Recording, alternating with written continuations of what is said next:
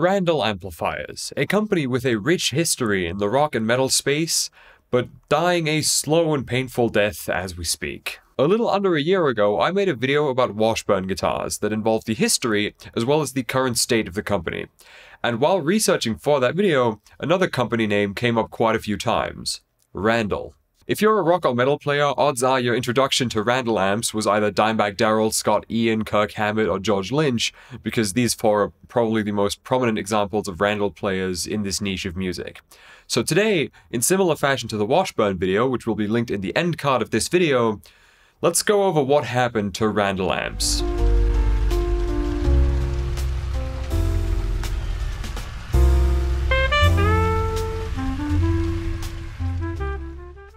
In the early 1950s, after serving in World War II, a man by the name of Don Randall was in charge of sales and distribution at Fender Guitars. Fender at the time were mainly manufacturing things like lap steel guitars and small amplifiers.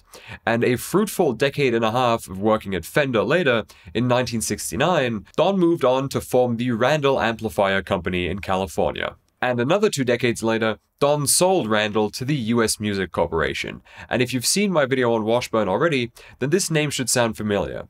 Because a couple of years after this acquisition, Washburn sort of reverse merged, rolled their assets into US Music Corp, and basically became that company. So let's take a breather on the business side of things for a second, and see how the amps are doing right about this time period, late 90s, early 2000s. With the help of Bruce Ignator, who would later go on to build legendary amplifiers like the Ignator Armageddon, Washburn came up with the MTS modular amp series, basically a very, very early version of what we now know and love as Synergy amps. As a matter of fact, the modern Synergy modules actually still fit into the old Randall MTS heads. Unfortunately, so will your hands, at which point you will die. After these amps became a smashing success, Randall were really able to increase their artist reach and get people like George Lynch of Dokken, Scott Ian of Anthrax, or Kirk Hammett of Metallica on their side. And if you're wondering where Dimebag fits into this timeline, he'd bought his first solid-state Randall head like 20 years prior to all of this, back when they were still totally obscure.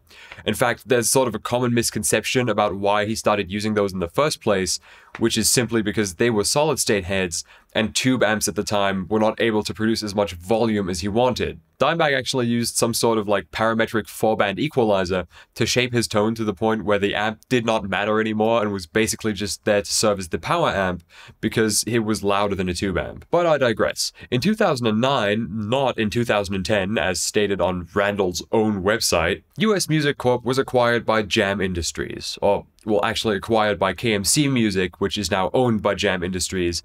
It's all a bit of a blur, but is also not relevant in that level of detail, because Jam Industries, or now known as Exertis Jam, owns Randall to this day. This is the same company that owns Washburn to this day. You know, the company that bought Washburn only to let it rot and die, to the disappointment of literally any rock or metal fan, be they fans of Scott Ian, Dimebag Darrell, Nuno Bettencourt, whatever. Yeah, that Jam. Now, last time I was scripting a video about them, I already tried reaching out to anyone in any slightly meaningful position at US Music Corp, Jam Industries, KMC Music.